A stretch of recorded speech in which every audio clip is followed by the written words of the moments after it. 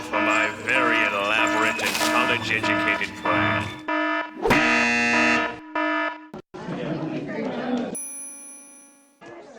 Shing, sparkle, sparkle.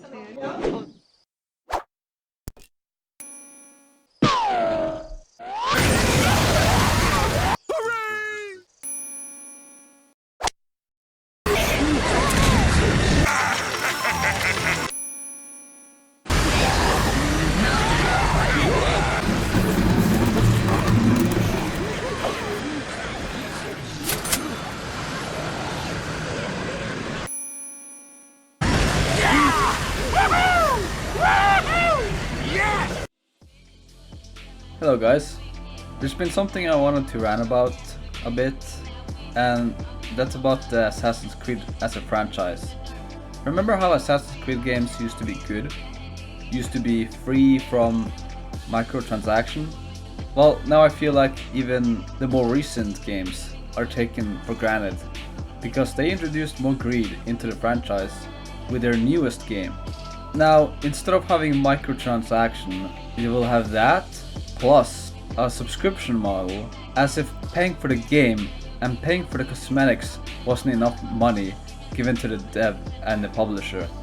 It's a season pass, but not only is it invading multiplayer games, but it is also becoming a thing in single player games, as seen with this game. Worst part is that by paying $130 for the Ultimate Edition, you get pay to win / pay to progress items. Holy fuck, what happened to this franchise? For those that don't know what type of game that Assassin's Creed games are, they're focused around stealth gameplay from a third person perspective in single player, similar to the Hitman games franchise. Some may say, well, G-Coops, why do you care if it's pay to win or pay to progress in a single player game when all you do is fight AI? Well, pay to win and pay to progress is just as bad in single player games, because people speedrun those games to compete with other players.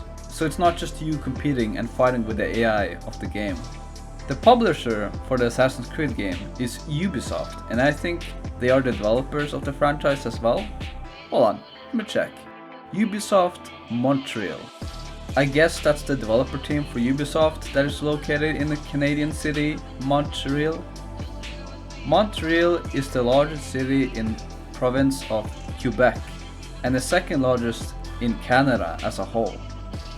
Wait a minute, that's the city that the Woke video game consultation studio, Sweet Baby Inc., is in as well. Dude, why is everything bad for gaming happening in Canada in the city Montreal? That's it, we need to nuke Montreal from the surface of the planet. Kim, you know what to do. OK GKOPZ I will nuke Montreal right now. Jokes aside, speaking of the topic of woke, people are calling the latest Assassin's Creed game woke. The latest Assassin's Creed game is Assassin's Creed Black. I mean Red. Assassin's Creed Red. The main protagonist seems to be a black samurai, and people have criticized it because it feels out of place since the game takes place in Japan. I think that's a valid criticism, but I don't agree that it's a woke game, at least not yet. I don't think it's trying to appeal to historical accuracy. I mean, maybe it is. And if a black samurai is the only thing that looks like pandering, then I can't say it's woke. If there were more pandering to political correctness, then I would be calling it woke. But the Assassin's Creed franchise, the newest game, are greedy, as seen from the microtransaction they introduced, combined with the subscription model when these games are not even free, at least not on Steam. Not like it would be okay even if they were free, because it's still scummy at the end of the day.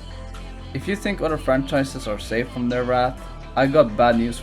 They own a lot of game IPs, one of which is Rainbow Six Siege. Why do I bring up that game? Well, aside from it being something Ubisoft owns, it's also something they have ruined as well, with overly monetizing it. The game has microtransaction, surprise to no one, but it also potentially has pay to progress. Basically, you can buy operators with in-game currency that you can earn through grind, but you can also have the option to unlock all of the current ones with real money. That's my understanding of it. which if that's accurate, that would fall under pay to progress.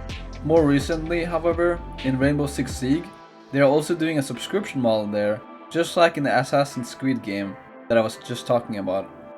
The subscription model there, they call it Rainbow Six Siege Membership Battle Pass.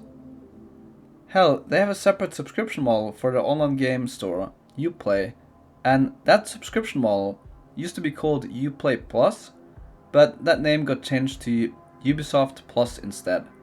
To sum it up, they are doing subscription services for their online game store, Rainbow Six Siege and Assassin's Creed, while blowing up the games with microtransaction. They have at the very least 4 different subscription services, and I say 4 because they also did this with Star Wars Outlaws as well. You can't defend this shit, no matter how much some of you may love Ubisoft.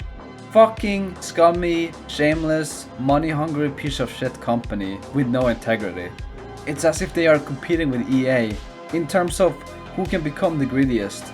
I just want to buy a game once and then be able to play the whole game and get the full experience there. DLC is fine, I guess, as long as it's not paid fighters in a fighting game or paid weapons in FPS games or anything else that has the potential to give an advantage in a game. If you enjoyed this video, hit like, and if you disagreed, hit dislike and comment why you disagree. Subscribe if you want more commentary videos similar to this. See you guys next week. Bye bye.